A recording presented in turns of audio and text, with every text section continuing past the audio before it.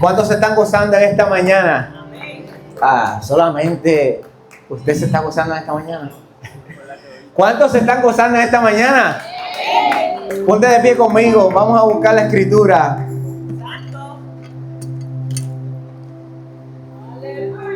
Busca el libro de Lucas, el Evangelio de Lucas, o el Evangelio según San Lucas. Y hoy no le voy a dar continuidad a la serie del Espíritu Santo, eso en otra ocasión lo retomamos, pero hoy comenzamos una serie nueva que estaremos predicando desde el Evangelio de Lucas, concluyendo el domingo de resurrección.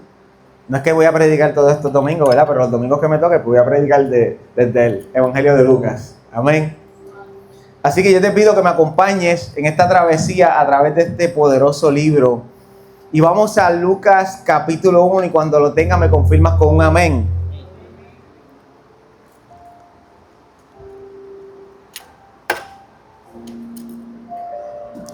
Leemos en el nombre del Padre, del Hijo, del Espíritu Santo y la iglesia que dice: puesto que ya muchos han tratado de poner en orden la historia de las cosas que entre nosotros han sido ciertísimas, tal como nos lo enseñaron los que desde el principio lo vieron con sus ojos y fueron ministros de la palabra.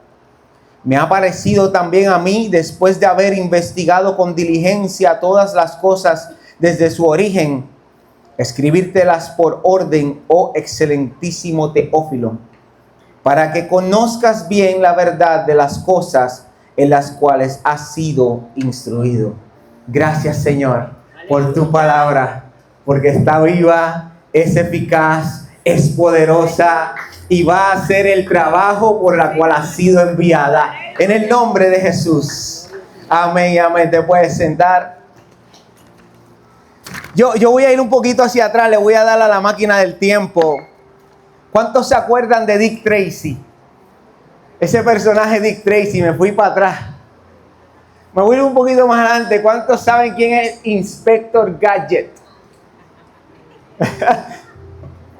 Yo por lo menos me acuerdo de Inspector Gadget. Yo no sé, esta generación aquí tienen como un investigador privado o una persona que se dedique a investigar. Díganme, los jóvenes de este tiempo, ¿qué personaje investiga? Ninguno. No puede ser. O sea que se está perdiendo. Se está perdiendo hasta los personajes investigativos. Miren, ¿cuántos saben, a los jóvenes han escuchado del programa de Jay y sus rayos X? Creo que lo cancelaron. Jay y sus rayos X. Ese es periodismo investigativo. ¿Ok? Es un periodista, una persona que se dedica a investigar para presentar en el periódico o en las noticias los hechos, o en un programa como ellos tenían, los hechos de algo que ocurrió. Asesinatos, corrupción, entre otras cosas. Y hermano, ¿por qué yo le estoy hablando de esto? Porque eso es exactamente lo que hizo Lucas. Hermanos, en el primer siglo no existía este libro tan hermoso como lo tenemos hoy. Esto que usted y yo tenemos aquí es un beneficio. Cada uno de estos libros estaba por separado en cartas o en rollos, pergaminos. Entonces la gente cuando dicen que la Biblia se la inventó alguien o la escribió, no, hermano. Esta la escribieron diferentes autores a lo largo de miles de años que vivieron en diferentes lugares. Eso es lo que hace que esta Biblia, que esta palabra sea tan poderosa. Porque todos concuerdan en lo mismo. Todos están comunicando un mismo mensaje. Y lo que sucede es que en aquel tiempo estaba lo que se llamaba la tradición oral. Que las cosas se narraban y pasaban durante cientos y hasta miles de años de boca en boca. Así que si estábamos nosotros reunidos y estábamos jugando dominó, ¿verdad? Para dar un ejemplo para los muchachos, y comenzábamos a narrar la historia acerca de Jesús, no se sacaba un libro, no se sacaba la Biblia. Se hablaba y era de memoria lo que las personas podían recordar. Pero había una regla. Y la regla era que si tú te equivocabas de los que estaban, si alguien o uno o dos o más entendían que te habías equivocado en lo que estabas diciendo, en la narración de la historia, ellos podían corregirte y decirte, no, fue así, fue asado. Y así pasaba el relato bíblico a lo largo de los años. Y sucede que en el primer siglo, cuando Jesucristo asciende y los discípulos comienzan a llevar el evangelio a todo el imperio romano, el evangelio llega a Roma y llega hasta los oídos de personas influyentes como Teófilo. Y Teófilo fue una persona que se convirtió, creyó el evangelio, pero el evangelio era comunicado, como les dije, oralmente. No había un libro como nosotros lo tenemos. Y era fácil, tal vez, dañar la historia o poner detalles en la historia que no iban. Podría ser manipulada. Aunque ya habían algunos escritos que estaban corriendo a principios del siglo, entre esos estaba Marcos. Ya Marcos había escrito. Por eso que este investigador Lucas, que no era uno de los 12, yo tal vez cuando era pequeño pensaba que Mateo, Marcos, Lucas y Juan caminaron con Jesús y mientras Jesús iba haciendo cosas iban escribiendo. No fue así. Juan sí estuvo ahí. Hubieron uno o dos de ellos. Pero Lucas no. Lucas, de hecho, no era judío. Es el único escritor que no era judío. Y Lucas, que estaba allá en el Imperio Romano, tiene a su jefe que se llama Teófilo. Por eso le dice excelentísimo Teófilo. Este hombre era influyente y tenía money, dinero. Así que él decide pagarle o fondear, como le dicen, no sé cómo decirlo en español, when you fund something. Cuando tú inviertes en un proyecto. Así que él está invirtiendo para que Lucas vaya y aquello que Teófilo y Lucas habían creído, porque lo habían escuchado y porque tal vez habían algunos documentos, pero ellos mismos consideraban que estos documentos no eran los mejores. Por eso cuando baja el verso 1 dice, puesto que ya muchos han tratado de poner en orden la historia de las cosas que entre nosotros han sido ciertísimas. Ya había gente tratando de ordenar y escribir lo que había sucedido, lo que Jesucristo había hecho. El evangelio de Jesús. Así que Teófilo dice, yo necesito algo ordenado. Yo necesito un investigador que sea certero, un investigador que sea clínico. Y escoge al doctor Lucas, no cualquier persona. Este hombre era un profesional. Y aquellos que estudian la palabra de Dios dicen que el evangelio de Lucas es el evangelio que mejor está escrito, con el más alto nivel de griego. Sin embargo, los que ven a Lucas dicen que Lucas, que no le estamos quitando mérito al relato de Lucas, sino que Lucas escribe en un lenguaje más vulgar de la gente y su relato está un poco desorganizado. Así que está este hombre llamado Lucas, investigador privado de parte de Teófilo, y busca y coge el relato de Marcos, pero él dice, yo no me voy a quedar con esto que me están enseñando. Yo necesito ir a fondo, yo necesito investigar y yo necesito por mí mismo encontrar las pruebas de que esto es verdad, de que esto fue real. Porque en aquel tiempo se mezclaban las cosas y salían fábulas. Así que está este hombre Lucas y está investigando. Y sabes, el método de Lucas fue que comenzó a entrevistar a los testigos oculares de los eventos del primer siglo en el cual vivió Jesús. Por eso es que cuando vemos el evangelio de Lucas, tiene detalles de María que ningún otro evangelio tiene. Y algunos creen, y la teoría es que Lucas mismo entrevistó a María. Por eso hay detalles de su vida, de su intimidad, que otros evangelios no tienen. Porque este Lucas hizo un trabajo minucioso excelente. Hermano, y hoy nosotros tenemos esto. Hoy nosotros tenemos este ejemplar. Y en los meses pasados, cuando yo entendí esto, yo, wow, Lucas, lo que hizo Lucas. Lucas era un investigador privado y se dedicó a recopilar los datos históricos. Porque, hermano, a Jesucristo no podemos demostrar su existencia a través de la ciencia. Se demuestra a través del dato histórico. Tenemos que buscar la data histórica. Tiene que ser recopilada. Y uno de los que mejores recopilaron el dato histórico fue Lucas. Fue Lucas. Y él escribe a este hombre que estaba financiando esta obra de ir y encontrar las pruebas. Sí, hermano, porque la fe cristiana no está fundamentada en el vacío. La fe cristiana no se fundamenta en la emoción. La fe cristiana se fundamenta en datos históricos comprobables. ¿O por qué usted cree que yo estoy aquí?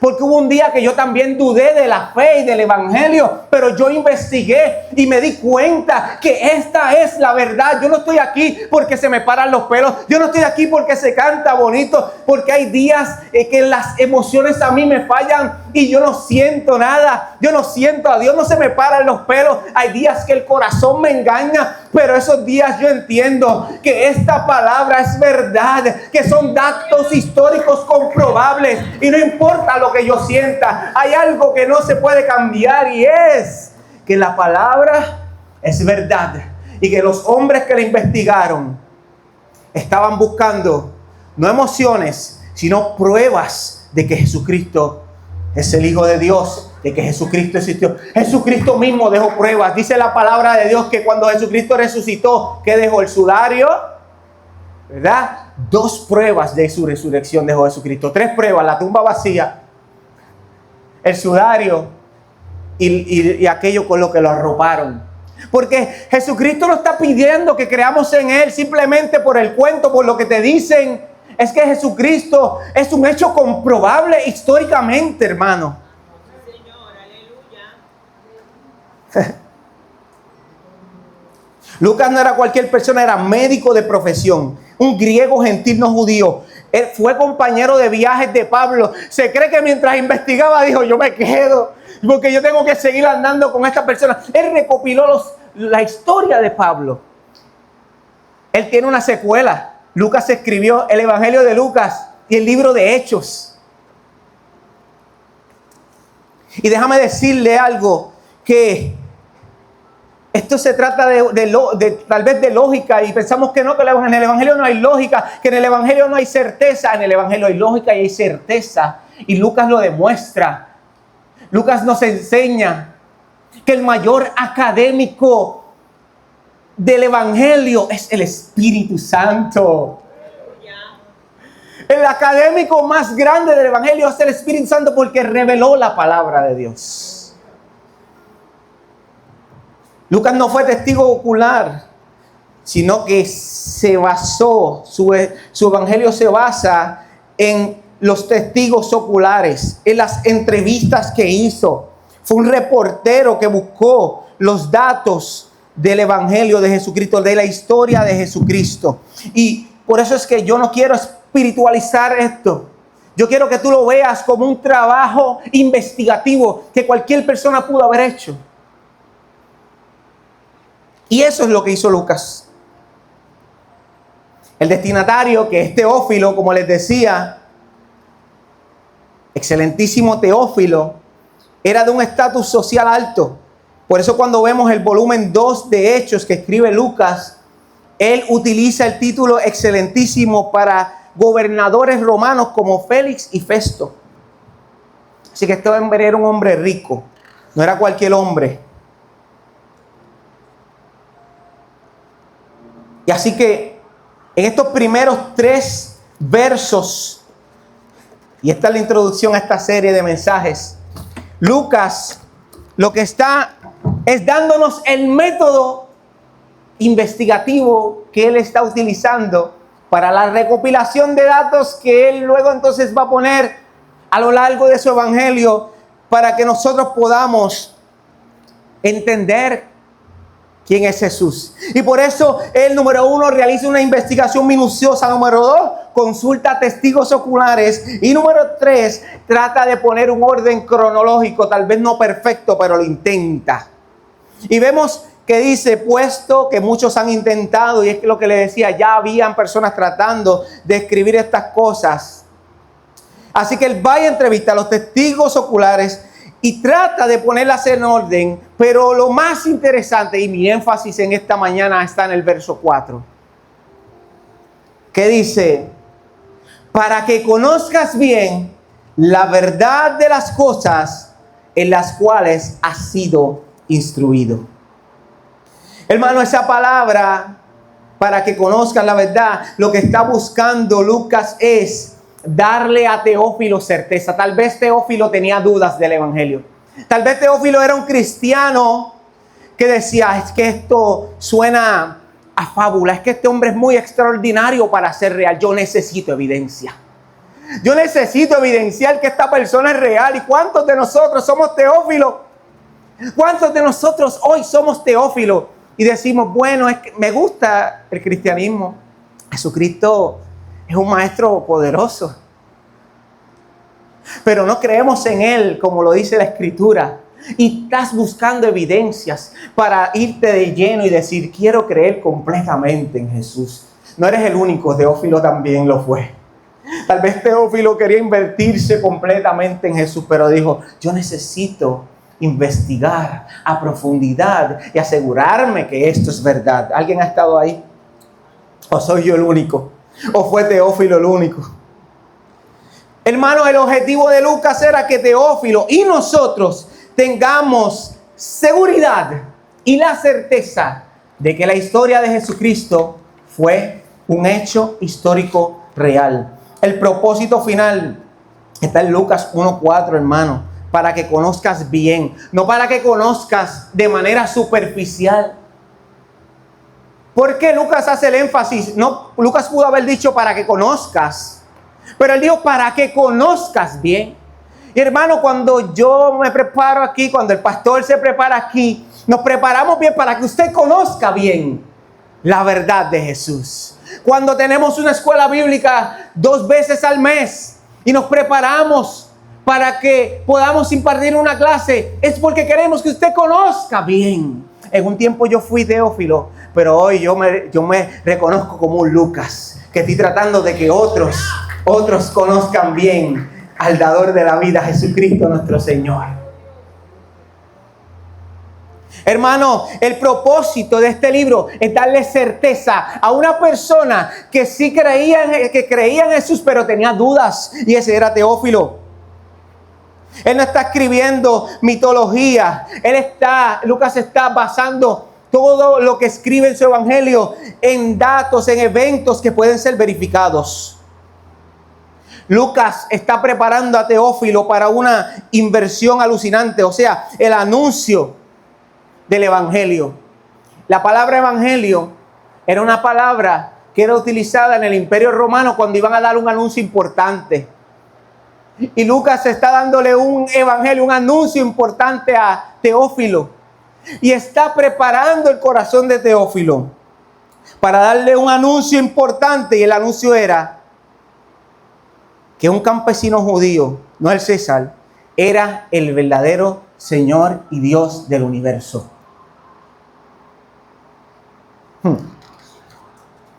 Hermanos, si los primeros versículos de Lucas describen el proceso que Lucas utilizó, la investigación, las fuentes, el método, el versículo 4 habla del propósito. Para que conozcas bien. No solo es conocimiento superficial, hermano, es que necesitamos tener un conocimiento pleno para cuando lleguen los días, como le decía, en el que no sentimos nada, en los días en los que no tenemos las ganas de ir a la iglesia, los días en los que estamos aquí cantando y todo el mundo está brincando y saltando y usted no siente nada, no se le paran los pelos. Esos días usted se acuerda que esta palabra es real. Y que no importa lo que yo estoy sintiendo hoy, yo sigo hacia adelante en el Señor, porque los hechos son verídicos y son reales.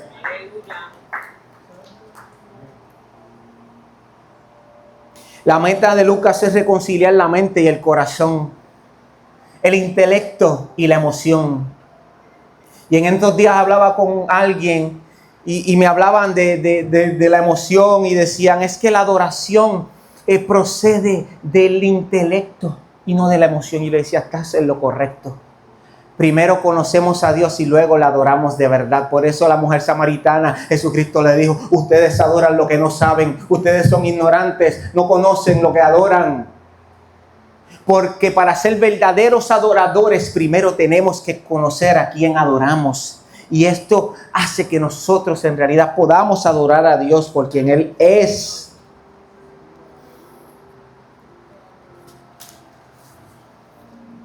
Y hermanos,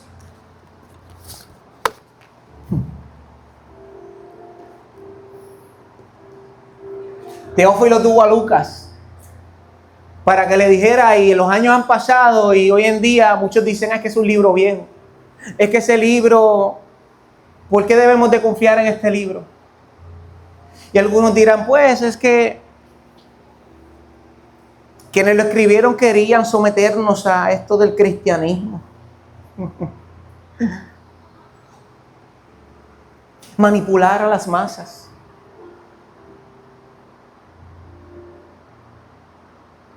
Hermanos, el cristianismo es un sistema, no es un sistema que niega la realidad.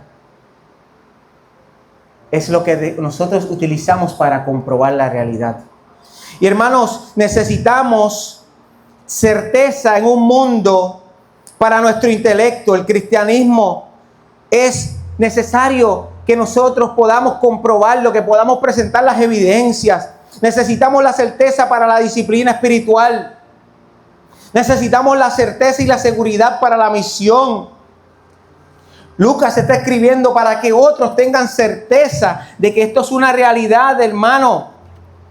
Y es tiempo de que ya derribemos el mito de que la letra mata y el espíritu vivifica, para simplemente decir que no es necesario el estudio bíblico para justificar la vaguería o la pereza del estudio bíblico. Hermanos, Dios no unge la ignorancia. Frases fuertes, ¿verdad?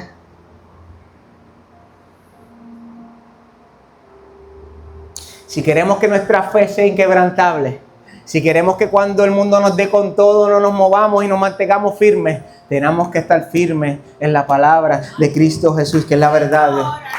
Tenemos que estudiarla, tenemos que abrazarla. Lo que dice Lucas en el capítulo 1, en el versículo 4, es una invitación a resistir y a no dejarnos engañar, porque bajo la vida en la que estaba Teófilo, estaba lleno de propaganda, como nosotros hoy estamos en las redes, tenemos anuncios. Ahorita oraba mi hermano y decía que uno de los dioses de este mundo, uno de los señores de este mundo es el dinero. Está el señor entretenimiento, está el señor de tantas cosas. Y ahí está en el trono ese señor en este tiempo. Y en el tiempo de Teófilo había que declarar a Augusto César como el Señor. Pero mientras Lucas está escribiendo su evangelio, a través de estas páginas le está demostrando a Teófilo que existe un solo Señor, y ese se llama Jesucristo, el Rey de Reyes, Señor de Señores. El Rey de Reyes y Señor de Señores. Lucas le dice, mira, aquí tienes todos los datos que comprueban que el campesino de Judea, que aquel que nació en Belén, en un pesebre, es el verdadero Señor de este mundo. Aleluya.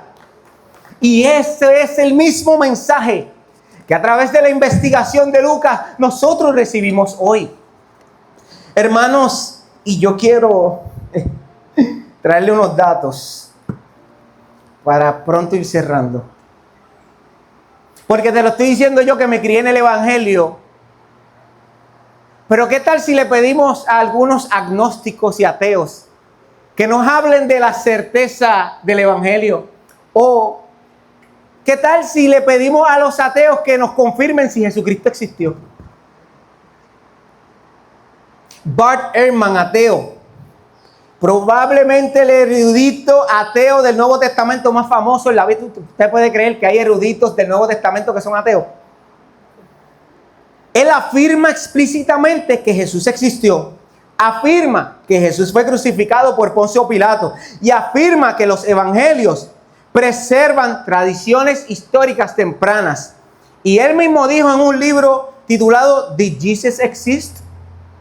Jesús ciertamente existió, como prácticamente todos los eruditos competentes de la antigüedad cristianos o no cristianos, están de acuerdo. Todos los eruditos que hacen historia del primer siglo de la antigüedad confirman, ateos, cristianos y no cristianos, confirman que Jesucristo existió, que caminó por la tierra y que vivió en medio de nosotros. Pero Él no es el único, porque yo no te voy a traer una persona nada más aquí, un solo ateo. Yo te voy a traer los otros ateos. Maurice Casey, historiador británico ateo y especialista en arameo, dijo: la evidencia de que Jesús existió es tan fuerte que ningún académico serio lo negaría. ¡Wow! Le digo más, cerca del 95% de los académicos historiadores de la antigüedad certifican que Jesucristo existió. Solamente un 5% niega la existencia de Jesús. Y entre esos, la mayoría son ateos. E.P. Sanders, agnóstico, uno de los historiadores de Jesús más respetados del siglo XX, estableció lo que llamó hechos casi indiscutibles sobre Jesús, incluyendo que Jesús fue bautizado por Juan el Bautista, que Jesús predicó en Galilea, que Jesús fue crucificado por los romanos. Y Sanders dijo: la pregunta no es si Jesús existió, sino qué tipo de judío era. Paula Fredrickson, agnóstica, historiadora judía no cristiana, dijo: Jesús de Nazaret fue una figura histórica real que fue crucificada. Ella afirma la ejecución de Jesús, la creencia temprana en la resurrección, la rápida expansión del cristianismo, demasiado pronto para que sea un mito. El cristianismo se expandió tan rápido que no pudo haber sido un mito. Los mitos tardaban. Tenía que haber sido una realidad. Geza Vermes, judío secular, uno de los eruditos de Jesús más influyentes, llamó a Jesús una figura histórica cuya vida y muerte pueden reconstruirse a partir de las fuentes. Hermanos, hay fuentes históricas que si quitáramos la Biblia todavía podemos comprobar que Jesucristo existió. Michael Grant, ateo, historiador romano, no teólogo, en los últimos años, ningún académico serio se ha atrevido a decir o a postular la no historicidad de Jesús. Ningún académico serio se atreve a decir que Jesucristo no existió. Richard Carrier, ateo postula, este es el de la minoría, este es el único, uno de los pocos de la minoría diminutiva que declara abiertamente. Él mismo dice, y me equivoqué en el dato, no es 95, es 90. Él mismo declara que más del 90% de los historiadores discrepan con él. O sea, que como él dice que Jesucristo no existió, pues el 90% de los historiadores están en contra de él. Hermano, esta gente que se dedica a esto, pues ya no nos dedicamos a esto, pero esta gente vive de esto. Voy a seguir. Herd Ludeman, ateo, muy crítico de la fe cristiana, porque hermano, yo estoy diciendo esto, no es que ellos creen que Jesucristo existió, lo que pasa es que ellos no tienen la fe que tú y yo tenemos de que Jesucristo es el Señor. Dice, la muerte de Jesús como consecuencia de la crucifixión es indiscutible. Dice que también afirma que los discípulos genuinamente creían haber visto a Jesús resucitado. Y Craig Evans resume la posición secular de forma clara diciendo: la existencia de Jesús es tan cierta como la de cualquier figura del mundo antiguo. Hay más información o hay más datos comprobables acerca de Jesús que muchas de las personas de la antigüedad, como Platón, entre otros, que son citados y todo el mundo cree que existieron. Y de Jesucristo hay más datos históricos. Y se ha levantado una ola de personas diciendo que Jesucristo no existió, pero ese es el enemigo tratando de empañar la figura que cambió el curso de la historia y que dividió el tiempo como lo conocemos en antes y después de Cristo. El hombre del cual más libros se han escrito, su libro es el más vendido.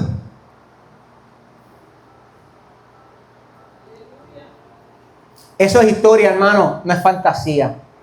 Yo quiero que usted se vaya de aquí hoy y mañana lunes camine con la seguridad de que lo que usted está creyendo no es ciencia ficción, es la verdad. La verdad de que Jesucristo es el Señor.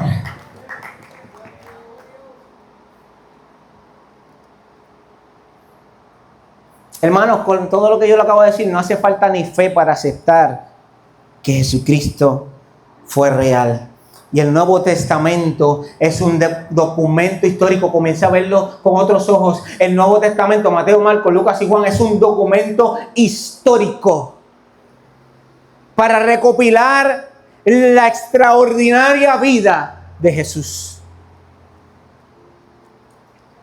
El libro más perseguido, y aquí lo tenemos todavía.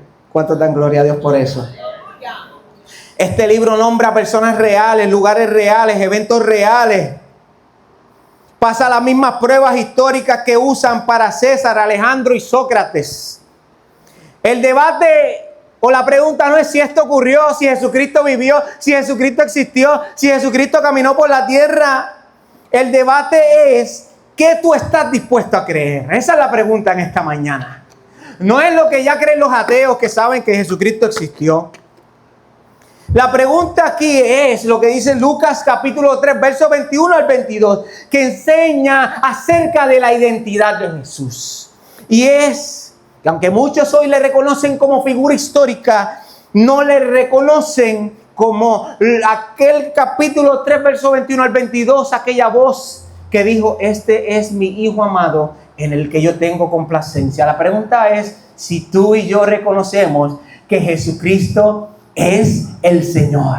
No que existió, porque de que existió, existió. La pregunta es si tú y yo reconocemos que Jesucristo es el Señor. Que Jesucristo, escuche bien, es Dios.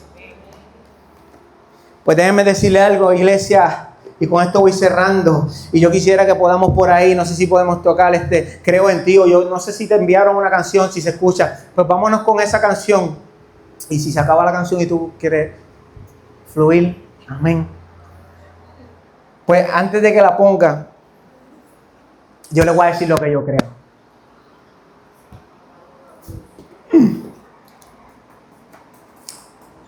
Yo creo lo que dijeron los escritores como Lucas, Pablo y Juan. Y yo creo, iglesia, escuche bien, que Jesucristo es el alfa y el omega, el principio y el fin, el que es, el que era y el que ha de venir, el todopoderoso, el verdadero, el amén, el que vive, el que estuvo muerto y vive por los siglos de los siglos, el cordero inmolado, el rey de reyes y el señor de señores, el león de la tribu de Judá, la raíz de David, el fiel y verdadero, el vencedor, el que abre y ninguno cierra, el que cierra y ninguno abre, la estrella resplandeciente de la mañana. Jesucristo es el Señor. Aleluya. Creo en ti. Creo en ti. Aleluya. Creo en ti. Aleluya.